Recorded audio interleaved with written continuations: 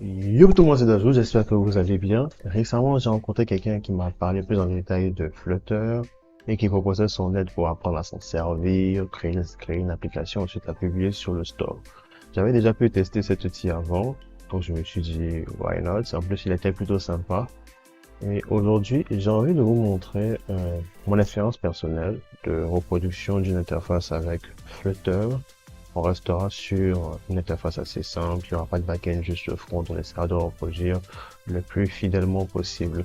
Pour les nouveaux ici sur cette chaîne, nous faisons des vidéos qui se rapportent à l'informatique, pour ceux qui s'intéressent de près ou de loin, et pour ceux qui sont déjà dans le domaine. Si cela vous plaît, n'hésitez pas à liker, commenter, partager, et on commence tout de suite. Let's go! Flutter fournit un ensemble de composants et d'outils afin de développer l'interface de son application. Pour ceux qui l'auront déjà remarqué, Flutter est connu dans la communauté des développeurs mobiles Android et iOS. Il permet à partir du seul pas de code de faire une application qui va fonctionner sur ces plateformes mais aussi sur le web et sur ordinateur, bien que son usage dans ces cas-là est bien moins courant. Un autre truc intéressant avec Flutter, c'est qu'il vient avec son propre engine ou moteur qui permet de faire apparaître des composants que vous créez à l'écran. Cela permet d'obtenir une interface assez originale qui peut n'avoir rien à voir avec ce qu'on trouve normalement sur la plateforme pour une application, comme avoir des composants dans le style iOS sur Android et vice versa. Pour s'en servir, on utilise le langage de programmation Dart. What? Et oui, c'était ma réaction quand j'ai entendu parler de ce langage pour la première fois. Pas de panique, c'est tout simple en réalité. Voici par exemple du code Dart qui permet d'obtenir les diviseurs de nombre entier juste là. Une entreprise que nous connaissons très bien se trouve derrière ces outils. Google. En dehors de Flutter, nous avons React Native, Kotlin multiplateforme, Ionic, etc. Mais Flutter et React Native sont les plus connus dans la communauté des outils de développement multiplateforme pour l'appareil mobile.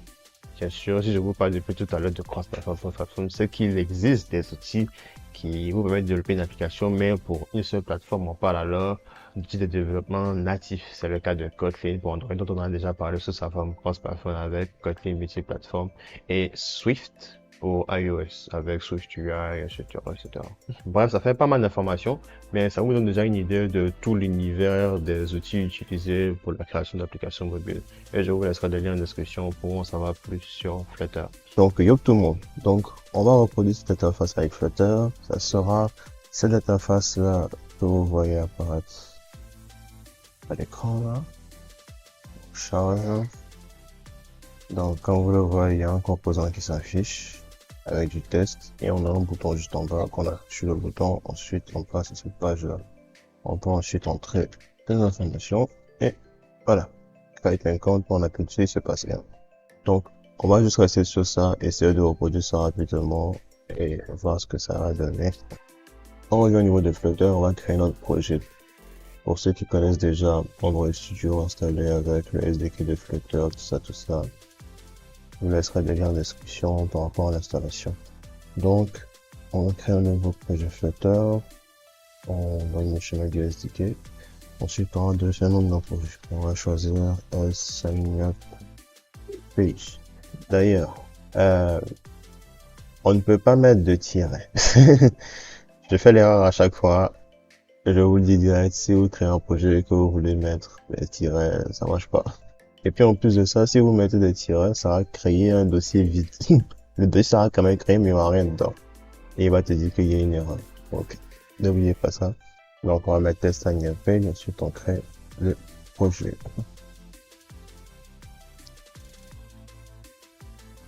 Ok, donc nous avons notre projet Flutter qui est maintenant créé. Donc on remarque que lorsqu'on crée un projet Flutter, on a des éléments de base qui sont déjà là. Donc le code de notre application se trouve dans le dossier lib. Donc par défaut, on part sur main.dart. Et donc dans main.dart, qu'est-ce que nous avons? On a la fonction principale pour ceux qui ont fait l'UC. Par exemple, la fonction principale. Ensuite, on a la fonction runApp qui vient de Material Dart. Qui va lancer notre application. Ensuite, voilà. C'est ça, lancer ce petit truc là.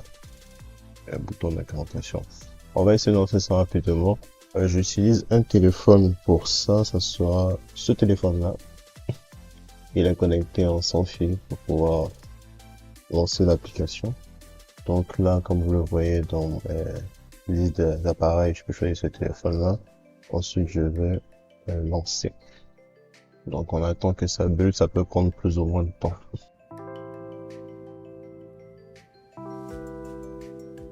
Ah, il est en train de buller. Ah, il est en train de buller, il est en train de buller. Enfin, parce que ça allait durer 100 ans. Il est en train de buller, debug. Ah, ok.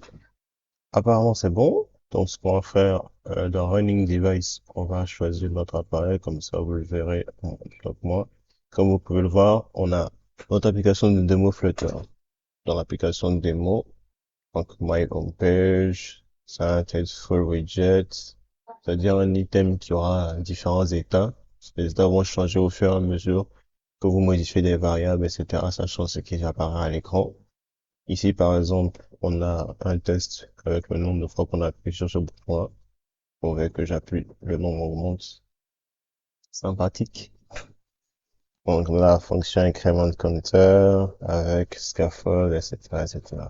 Donc, nous, ça nous intéresse pas. Donc, on va juste prendre ça, le retirer et on va créer un autre fichier dans lib qui va contenir notre compte et on va l'appeler, on va l'appeler, bon, welcome, sign up, sign up, point dart. Voilà. Donc, on a créé ça. Et ce qu'on va faire, on va créer ici un widget qui va contenir notre application.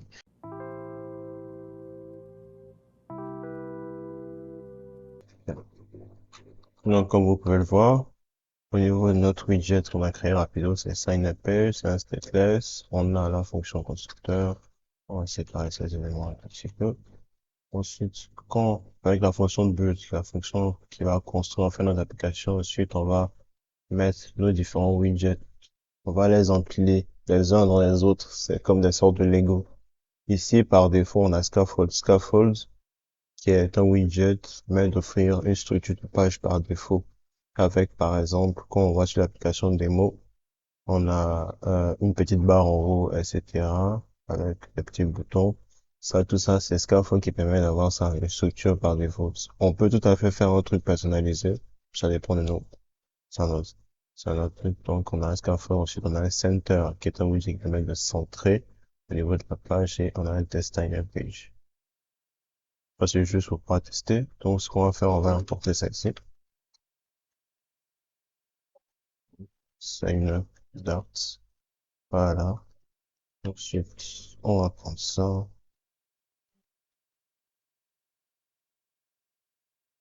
Sign up page. Ensuite, on va sauvegarder. Ensuite, il y aura un Outreload. Pour ça, Outreload qui permet en fait de recharger l'application et que les changements puissent être pris en compte. Là, par exemple, notre application est rechargée, qu'est-ce qu'on voit? Sign up page. C'est exactement ce qu'on a mis juste ici. Et donc, quand on revient au truc que nous devons reproduire, donc déjà, on voit qu'il y a une image en fond. Donc, on va aller étape par étape. Tout d'abord, on va essayer d'afficher une image en fond. Ensuite, on va faire le truc pour afficher le test, etc. Donc, pour afficher l'image en fond, on peut passer par un asset. Un asset qui est une ressource statique, des données statiques de notre application qui seront déployées avec notre application qu'on est en train de créer. Ici, par exemple, on a l'image de couverture, donc c'est un asset, c'est un truc par défaut, ça va pas changer.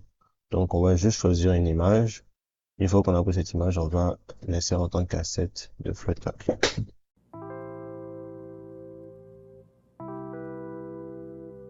Donc ici, on a une petite image. Petite image bien sympa.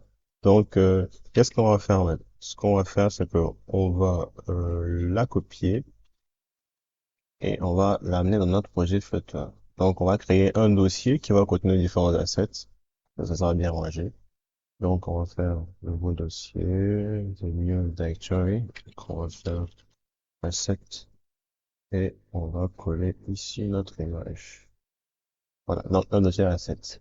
Maintenant, il faut qu'on précise dans le fichier de configuration que nous voulons qu'il importe en fait ce qu'il y a dans ce dossier. Et donc, qu'est-ce qu'on peut faire dans ce cas-là? On peut regarder le dossier le fichier plutôt de configuration qui est pubspec.yam. YAML. Comment est-ce que vous lisez ça? Ça dépend de vous. Euh, donc, dans YAM, nous avons le nom du dossier, le nom du projet, la description, les informations sur notre projet, on a l'indépendance. Et maintenant, juste en bas, comme vous pouvez le voir, on a la partie personnalisation qui est en commentaire. Donc, ce qu'on va faire, nous allons décommenter tout ça.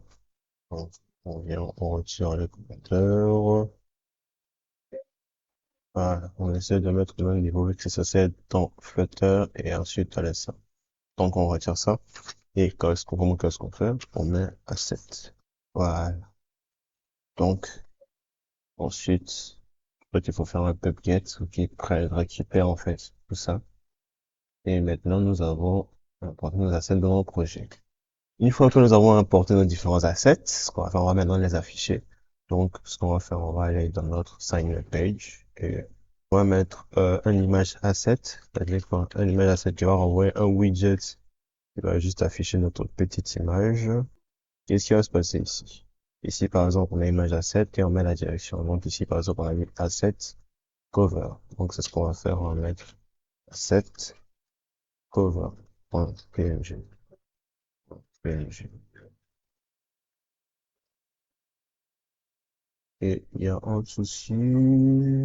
Ouais, c'est parce que c'est écrit const. Ici, on va retirer le const. Et voilà, c'est bon. Donc là, si j'enregistre, normalement, ça va. Ah, il n'arrive pas à retrouver l'asset. Ah ouais, c'est pas PNG, c'est JPG. Voilà. Donc, notre asset s'affiche bien. Donc, on a bien une image qui est affichée au niveau de notre application. Ça, c'est déjà bien. Mais comme vous pouvez le remarquer, on a un problème. L'image ne prend pas tout l'espace de notre téléphone. Donc, pour cela, il faudra qu'on précise les tailles. Et donc, j'imagine que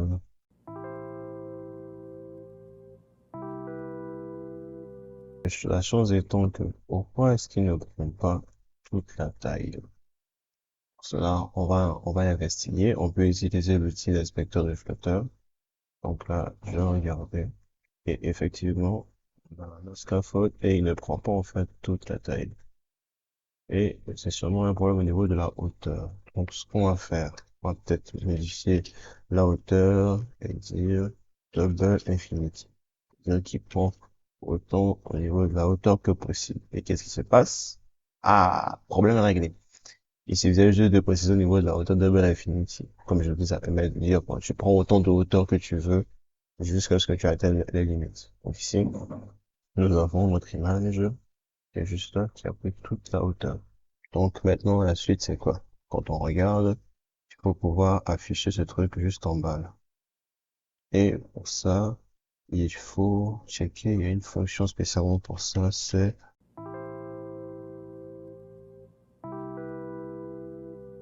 qu'est-ce qui lui permet de faire?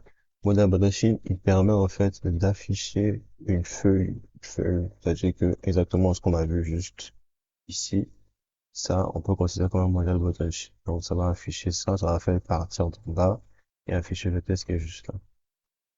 Donc ici, pour un brush contest, un builder, il y a un background, etc., etc. Donc, nous, tout ce qui nous intéresse, on peut même tester. Adéquation faite, c'est incroyable. On peut même tester, comme vous voyez ici, qu'on appuie sur le bouton. Voilà, ça affiche un truc juste en bas. Voilà, et ici, nous pouvons nous inspirer de ce qui a été fait pour faire notre truc. Donc, pour le moment, on va utiliser un bouton qui va faire apparaître. Mais l'idée, ça serait de faire apparaître ça par défaut lorsqu'on lance l'application parce que, comme vous voyez ici, ça apparaît automatiquement, il n'y a pas besoin de bouton. Mais, on va mettre un bouton pour le moment. Donc ici, on a notre image. Et comment est-ce qu'on va faire pour faire apparaître un bouton au-dessus de notre image? Pour cela, on va passer par un stack. Un stack permet, comme le nom l'indique, de stacker en fait les widgets. Donc, il y a un widget qui sera en bas, un autre qui va venir se mettre sur le dessus, et ainsi de suite. Donc, on va faire ça.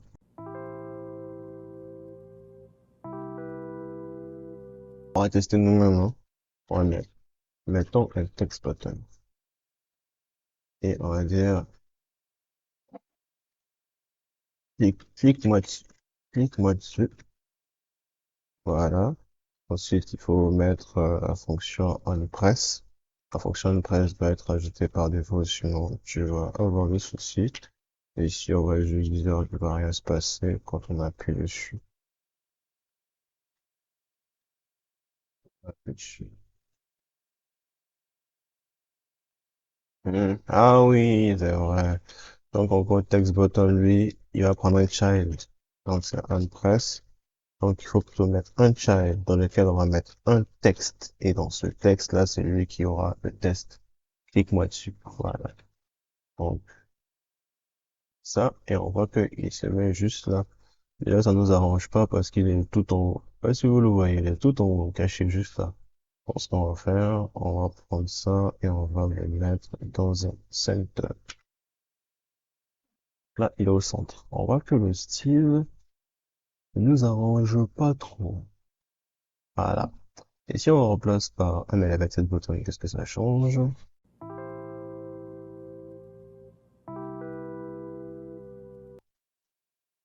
On voit que par défaut, le style est différent. Ici, ça se base sur la couleur que je crois que j'ai mis ici, couleur shell, pour te faire un bouton qui est juste élevé ici et qui reste dans le style.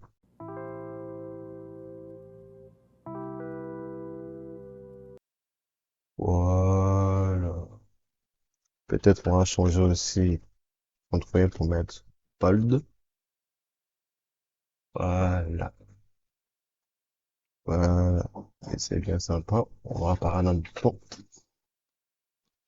Et donc, on va faire en sorte que lorsqu'on appuie sur ce bouton, eh bien, notre élément apparaisse, notre show button truc apparaisse.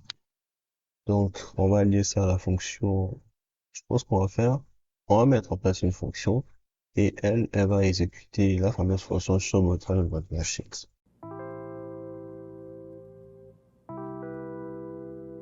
On va essayer de voir ce que ça donne. Si j'appuie dessus, ah, notre truc est affiché juste en bas, sans aucun problème, en vrai. Mais l'animation est plutôt lente. Pour commencer, on va peut-être accélérer tout ça.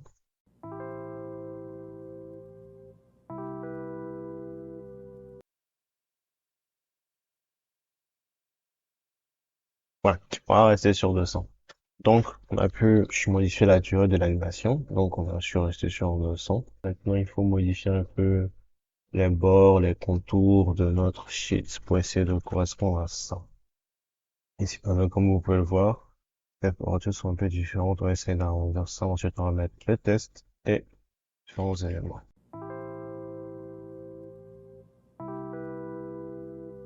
Ouais.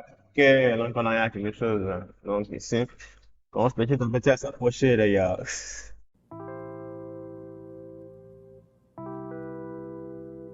C'est sur 40, hein. Yep. Ouais, c'est sur 40. Au niveau du je pense qu'on va un peu l'augmenter.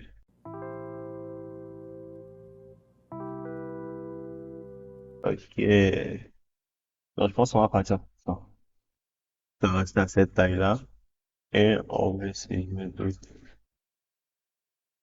Ah, maintenant, on va modifier en fait le widget qui est affiché là, vu que, je vous rappelle, on essaie d'obtenir ça là. Donc, il y aura un test ici, ça un peu en gris, et l'effet qui est juste là. Donc, on va essayer de voir ça rapidement.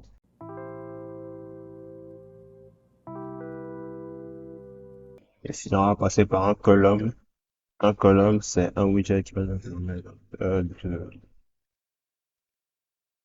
empiler des éléments. Bon, c'est pas empiler dans le sens de stack, genre au fur et à mesure, ça se met les uns sur les autres. Comme le bouton qui s'est mis sur l'image. Ici, c'est plus comme une colonne, quoi. Genre, un item là, un item là, un item là, un item là. C'est ce qu'on va faire. Il nous propose de mettre un size box. Pourquoi pas. Ensuite, nous, on va mettre notre petit texte en haut.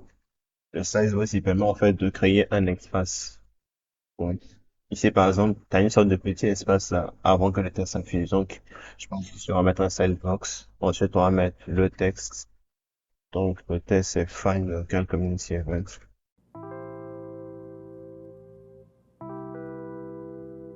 Apparemment, il y a un petit truc sûrement qui se base en fait sur la taille du texte pour définir la largeur, en fait, de la sheet. Donc, ce qu'on va faire ici, on va dire with the ici.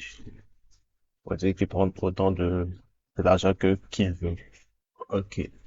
Pas de là, pas de problème. Donc, fine. Donc, on a notre petit test ici.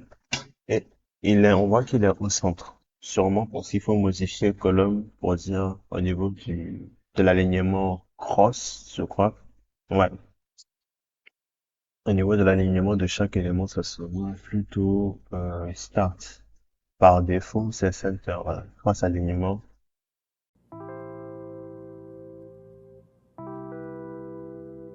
Pas de souci. Donc, comme vous voyez, cross, aligne, c'est center. Donc, on va mettre ça plutôt à start. Comme ça, on va se mettre au niveau de la gauche. Comme on peut le voir ici. Bien sympa. Hmm. Il faudra le séparer un peu des bordures. Donc pour ça, on va mettre notre élément dans un padding. C'est dans un padding, wrap padding. Par défaut, c'est 1008.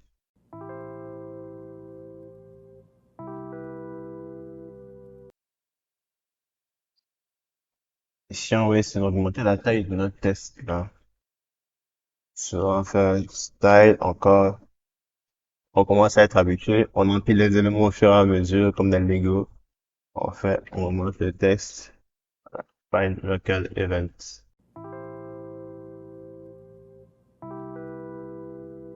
Local community event. Ensuite, on va mettre notre petit test juste en bas.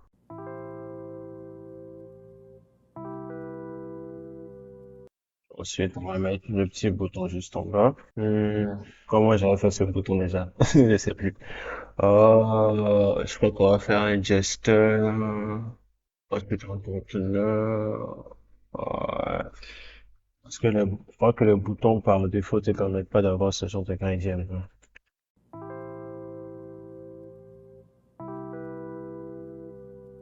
En fait, par défaut, le style d'un bouton ne va pas nous permettre de modifier par un gradient, je crois. En tout cas, de ce que j'ai vu, hein. Je pense qu'on va passer par un gesture détecteur qui permet en fait d'avoir à peu près le même comportement qu'un bouton. Donc, quand tu vas taper, il va se passer quelque chose. Et avec tech, on va mettre le child comme un conteneur et on va appliquer un gradient dessus, comme on a vu au niveau de la doc.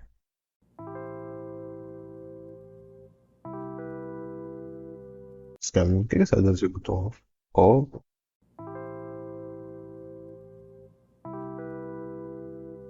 donc on va faire un gradient.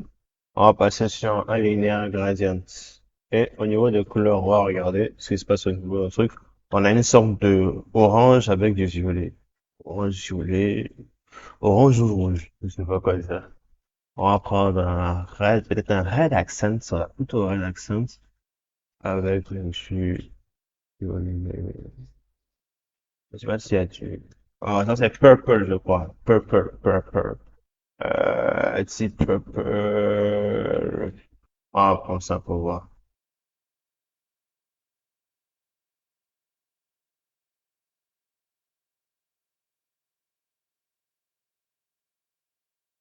Oh!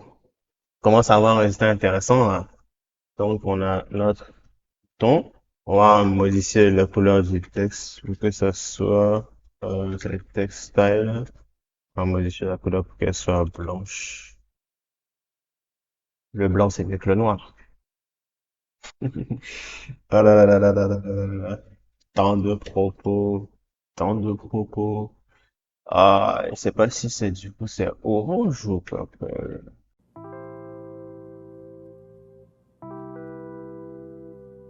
Ah ah! Ça approche de notre truc.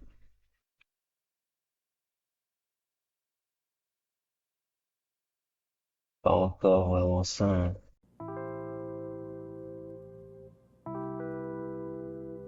Il y a plusieurs couleurs aussi. Oh, il y a plusieurs news. Peut-être que c'est un peu chez les cibles. Regardez, il y a plusieurs news. Oh, ça fait chier de fou. Ah, comment tu vas lutter avec ça?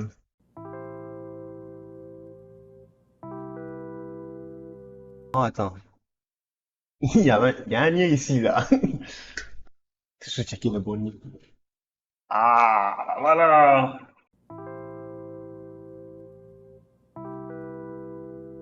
Vous savez ce qu'on va faire? Utilisons l'IA. Je suis en train de réfléchir à comment je vais faire pour pouvoir insérer ça ici de façon efficace. Demandons à l'IA.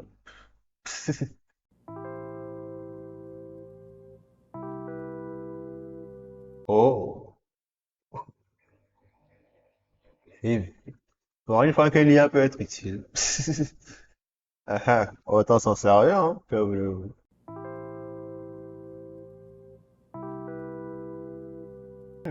Bien, ça part plutôt de cette couleur-là.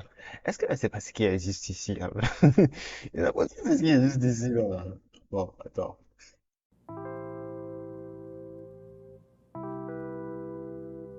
Oh! Parce que là, c'est parfait, hein. On va s'arrêter sur ça. Donc, on a pu faire notre gradient. Comme vous le voyez, il suffit de regarder la doc. On regarde la doc. Rapidement, on a un exemple. Ils nous ont même fourni un petit lien. Donc, ouais, ouais, bien sympathique. Donc, on va rester sur ça. Il y a aussi la petite flèche, c'est vrai. Il y a une petite flèche juste ici. On va essayer de la faire.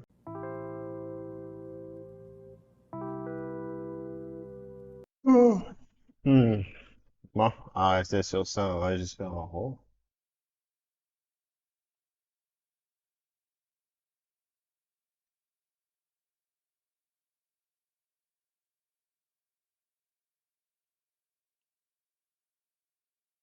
Ah ben, le bon icône. Sympa.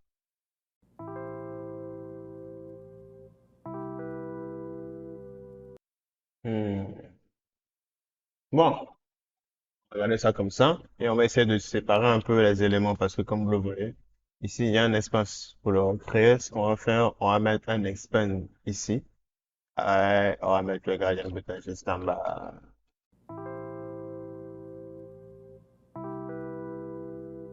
Ici, on le voit pas. Faut que je redis.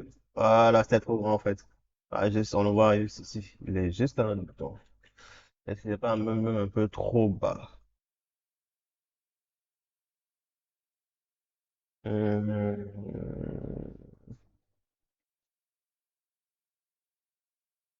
on va mettre juste une size box en bas, je crois.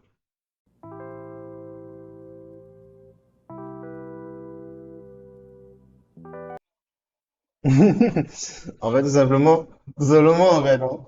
Je réfléchis depuis tout à l'heure. Je réfléchis, je me dis, comment je fais pour casser ce bouton? En fait, tu mets juste dans un row. Dans le row, tu mets le bouton, il va se placer à la fin. Voilà, tout simplement. Basta. Allez, on passe à autre chose.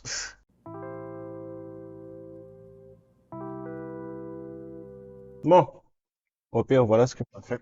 Donc, là, je pense qu'on en a fini pour la première page. Ok.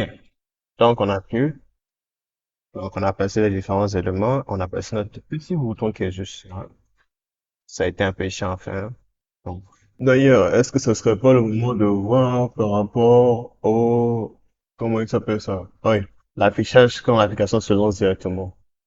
Pour pouvoir gérer ça, ce qu'on va faire, je pense qu'on peut faire ça, hein. Ouais. On va changer stateless widget pour un stateful. Comme ça, vu que c'est un state, on va, à partir de init state, la fonction qui va s'initialiser au moment où notre composant va s'initialiser, on va mettre une fonction qui va afficher en fait la sheet. On change ça rapidement en stateful. Vous voyez ça rapide avec Android Studio. Ça change. Ça change évidemment. Ensuite, au niveau du state, on va overwrite init state. Override. On va la surcharger pour implémenter ce qu'on a envie d'implémenter.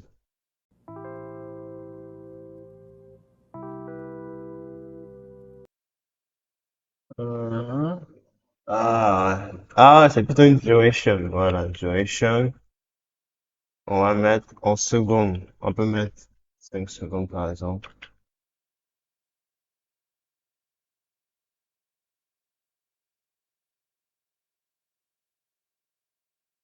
Voilà, tout simple. Donc, future, ça vient de Dart. qui nous permet d'appeler des choses en façon asynchrone. Donc, on lui dit que dans 5 secondes, tu affiches toi et ton sheet. Donc, si on redémarre l'application avec un restart, non, ouais, c'est ça. Là que je check. Autre stats. Voilà.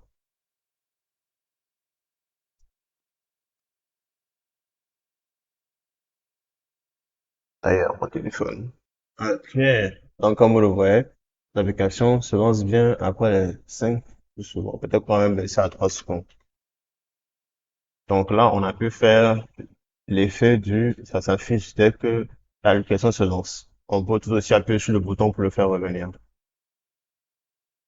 Voilà. Donc, ensuite, ce qu'on va faire, c'est voir comment faire pour passer à une autre sheet. L'autre sheet, c'est celle-là. Donc, on va devoir faire une autre sheet qui va nous permettre de pouvoir créer un compte. Donc, on va essayer de la faire et de l'afficher.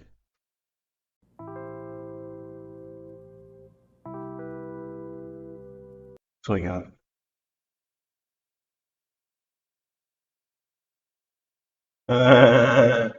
J'ai fait une erreur. C'est une sheet. C'est shit, non? Sign up shit, ouais. Oh, et vous de la merde.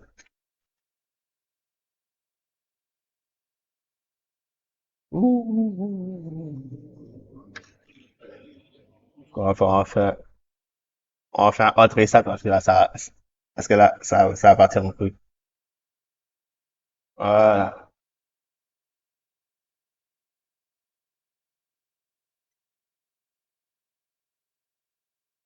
Le problème, c'est que ça ferme pas l'autre. On le ferme. Voilà, tout simplement, on le ferme, hein. Tant qu'il y a moyen de fermer, comment on fait pour... On regarde au niveau de la doc, qu'on sait pas, la doc.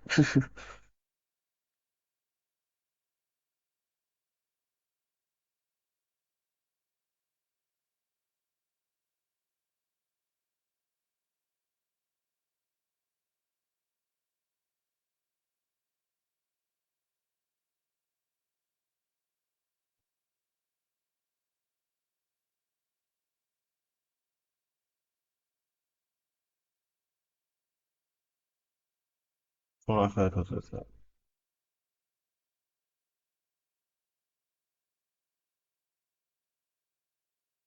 Pas c'est ça. Après, est-ce que c'est exactement la même chose? Je pense pas, hein.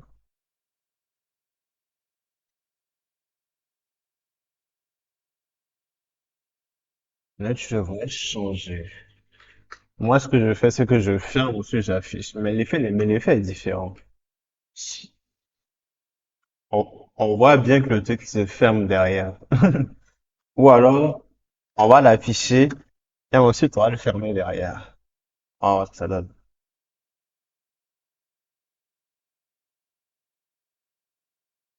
Ah, pour moi, que ça fait un truc bizarre. Ah, merde.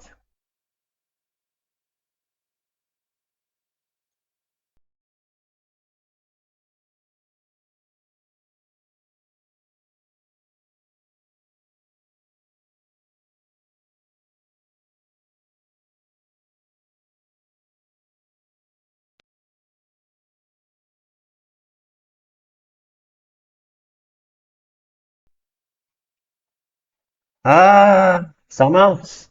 Mais il faudrait une transition entre les deux.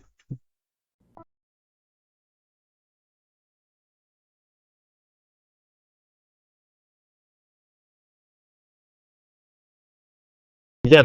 Donc, on a pu faire le changement de page. Donc, comment est-ce qu'on a fait? Tout simplement, il faut checker au niveau de notre fonction ici. Avec ShowSheet, on affiche en fait une feuille à partir de la fonction showModal bottom sheet que nous avons vu dans la documentation qui permet d'afficher un composant qui va venir vers le bas comme ça et qui va s'afficher en partant comme ici là. Donc, ouais, le showModal bottom sheet, on affiche un widget, qui est un widget qu'on a précisé en paramètre. Et ce widget qu'on va afficher, c'est sheet. Et sheet, c'est un stateful widget qui va nous permettre d'afficher nos différentes feuilles. Ici, par exemple, on a welcome sheet et on a signer sheet en représentation de ce qu'on a vu ici. Quand on recharge le truc. Voilà. On a une première feuille. Ça, c'est welcome sheet. C'est ce qu'on a fait. Et ensuite, on va afficher une sign up sheet. Donc, comment est-ce qu'on va réaliser ça? Dans cette widget, on peut lui assigner un état. Un état, en fonction de son état, il va se recharger, se reconstruire à chaque fois. Donc, on va juste faire en sorte que on puisse changer la feuille. Pour cela, on va faire on appelle une fonction change sheet qui, à partir de cette state, ça permet en fait de notifier que notre widget, il va changer en fait d'état. Et donc, il va changer d'état, on va changer la feuille qui est couramment affichée. À partir de initState, qui est la fonction qui va se lancer lorsqu'on va initialiser en fait notre widget, on va mettre current sheet, on va mettre welcome sheet par défaut. Donc, c'est ça qui va s'afficher. Donc, on appuie ici, c'est welcome sheet qui s'affiche. Et cette state permet de choisir en fait la feuille qui est affichée. On passe cette fonction change sheet à welcome sheet, qui elle-même va la passer à gradient button. On a fait des modifications au niveau de gradient button pour qu'il puisse passer la fonction et la prochaine feuille qui devra être affichée. Donc, ici, c'est sign up sheet. Donc, il a la fonction et il va tranquillement la lancer lorsque on va appuyer sur le bouton. Donc, on appuie dessus, ça change. On a pu faire une animation à partir de Animated Size qui lance une animation lorsque la taille en fait du widget qu'il a en enfant change. Ici, par exemple, on a changé, donc la taille change. On peut mettre une durée et définir un curve en fonction de ce qui nous intéresse. Donc, voilà. Voilà. D'ailleurs, la documentation est bien sympa. Ici, on montre les différentes animations, les courbes, différents effets. C'est très sympa, ça. Donc, on a pu faire ça. Donc, maintenant, on va passer à la création de la sign-up sheet.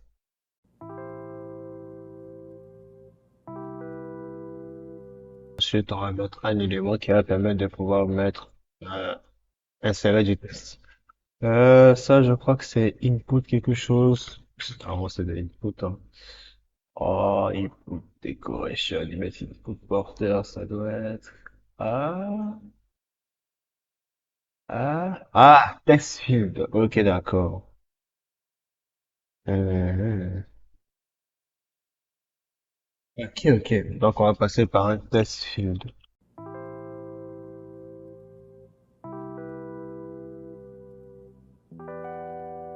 Ah, si, si, c'est ça. Je crois en fait c'est InTest qui te permet d'avoir ce petit test-là. Ok. Donc ici, on va faire c'est InStyle. Voilà. Style.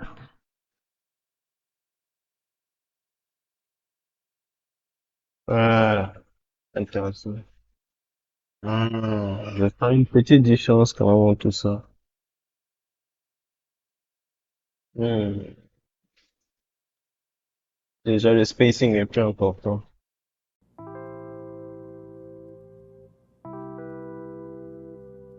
Ah, merde. C'est faux. En fait, il fallait que je mette false. Fallait que je mette false. Voilà. Ainsi, lorsque je vais appuyer, voilà, l'application ne va pas se changer sa taille parce que si le clavier apparaît, du coup, ça va se cacher en fait.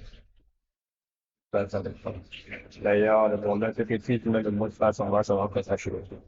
Faudrait que je trouve un moyen d'augmenter ce truc.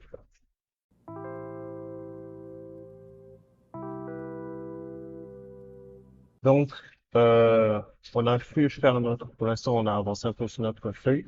Donc, on a pu faire en sorte que la taille puisse évoluer parce que ici, on compte en fait mettre le truc de password. Donc, si le clavier est un peu trop grand, ça risque de cacher password.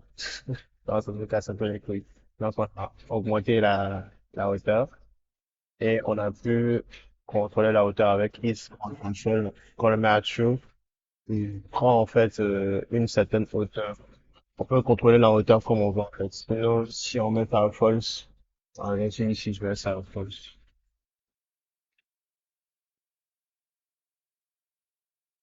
On va remarquer que lorsque on est bloqué ici, on peut pas aller plus loin qu'ici. En mettant en dessous, on va avoir la taille que l'on désire. Ça va même aller juste en haut de l'écran. Ça nous arrange bien. Ensuite, on a fait en sorte que lorsque on met le clavier, ça ne change pas la taille de tous ces pieds ici. Et pour cela, il fallait mettre au niveau du scaffold, resize your avoid button is set false. On va faire comme ça. Donc, on va avancer encore une heure. Juste à mettre la partie password, le bouton et le truc en juste en bas. Let's go.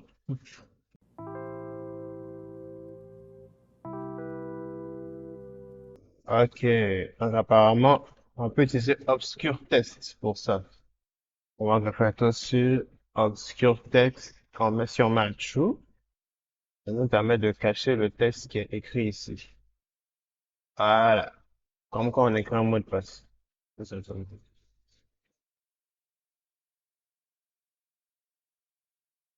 Donc, après, on va mettre le reste. Est-ce qu'on ajoute? Et si on mettait un validateur? Ce n'était pas sur le truc, mais on peut ajouter rapidement un validateur par rapport au mail.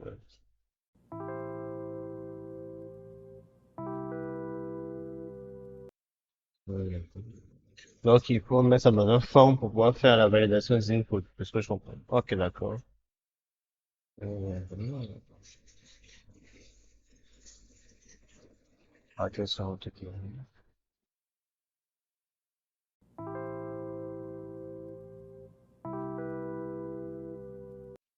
Ok, donc le validateur, il envoie un test d'erreur ou rien si c'est validé. Ok, d'accord.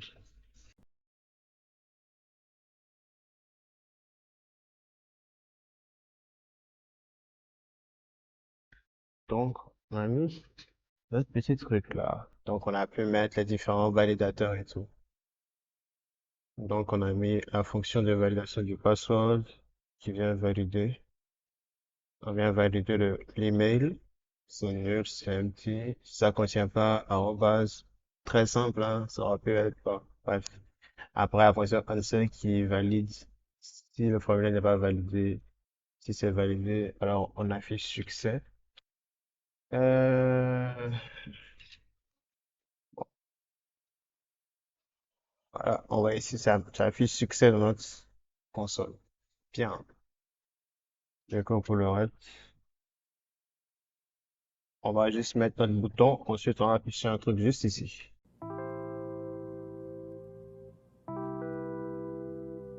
Et tout normalement, ça devait être un, ça devait être un bouton. Ça doit être un bouton. Il a juste mis un test. Est-ce qu'on en fait un bouton? On va juste leur faire un test qu'on va s'en prendre. On va pas forcer.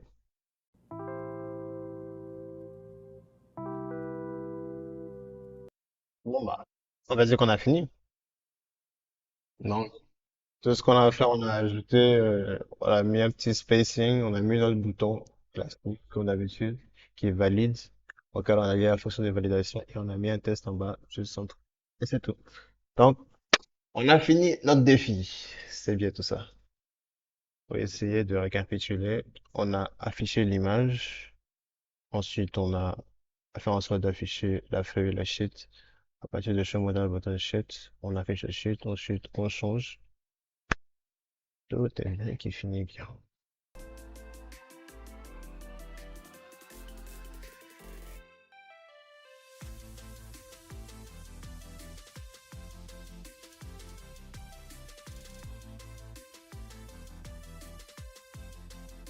Yop les gars, c'est Chris du montage, je vais te faire la outro. Donc, si cela vous a plu, n'hésitez pas à liker, commenter, partager et on se retrouve bientôt pour de nouvelles vidéos.